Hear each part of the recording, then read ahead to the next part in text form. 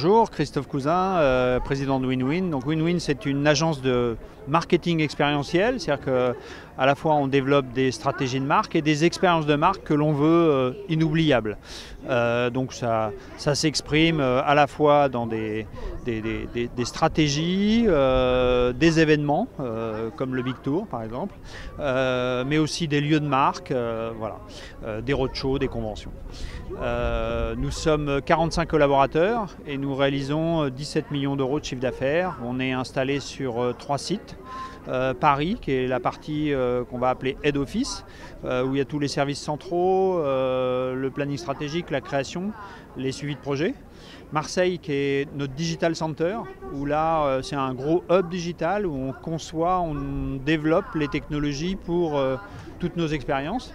Mais on a aussi un espace d'incubation, un espace de coworking, et on héberge même une école de développement digital. Voilà.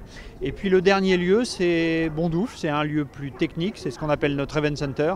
C'est là où on stocke tous nos matériels, on prépare nos événements, on fait des montages à blanc. C'est notre caverne d'Alibaba. Les secrets de la croissance de WinWin, d'abord c'est une forme de confiance et d'optimisme permanent. C'est un esprit très entrepreneur pour l'ensemble des collaborateurs. Et puis c'est d'avoir investi depuis 14 ans et même d'avoir réinvesti en permanence tous nos résultats. Voilà. Et ces investissements aujourd'hui nous servent tout particulièrement. Et la période du Covid a prouvé que nos investissements étaient particulièrement judicieux. Comme le eLive, puisque en fait avec cette période du Covid, on a lancé une marque qui s'appelle eLive-by-winwin.com, qui est en fait une plateforme technologique qui permet de digitaliser les événements et qui est constituée de ce qu'on appelle des briques fonctionnelles et émotionnelles.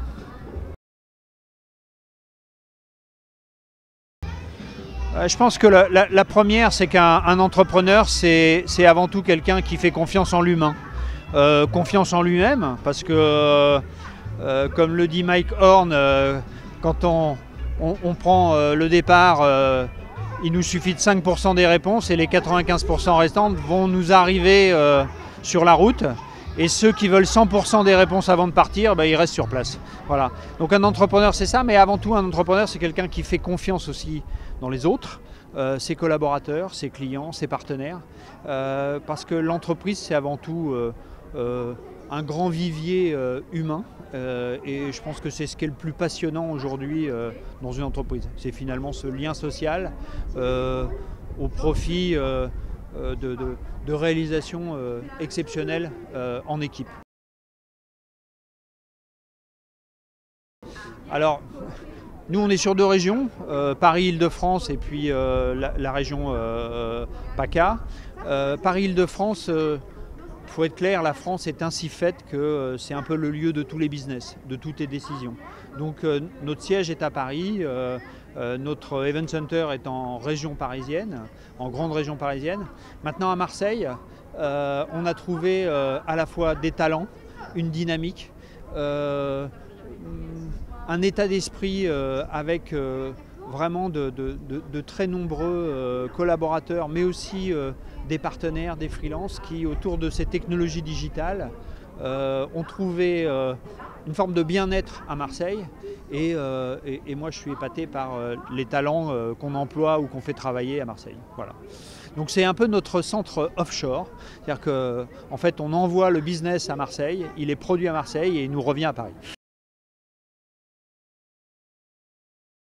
Bon, l'énorme développement, c'est le digital. Avec cette crise du Covid, nous, on a fait une permutation à 180 degrés. On a transformé quasiment 95% de notre business en digital avec notre marque eLive. On a osé faire une campagne télé, même 2 campagnes télé. On va faire une 3e sur la promotion de eLive. Et les développements sont extraordinaires puisqu'en fait, on vise de multiplier par 3 ou 4 la taille de l'entreprise sur les 2 ans à venir. Donc voilà, on fait tout ce qu'il faut, mais ouais, cette part de digital, elle est prépondérante. On a investi dessus il y a 10 ans Et comme je le disais, ces investissements aujourd'hui, ils portent leurs fruits et on va continuer à énormément investir.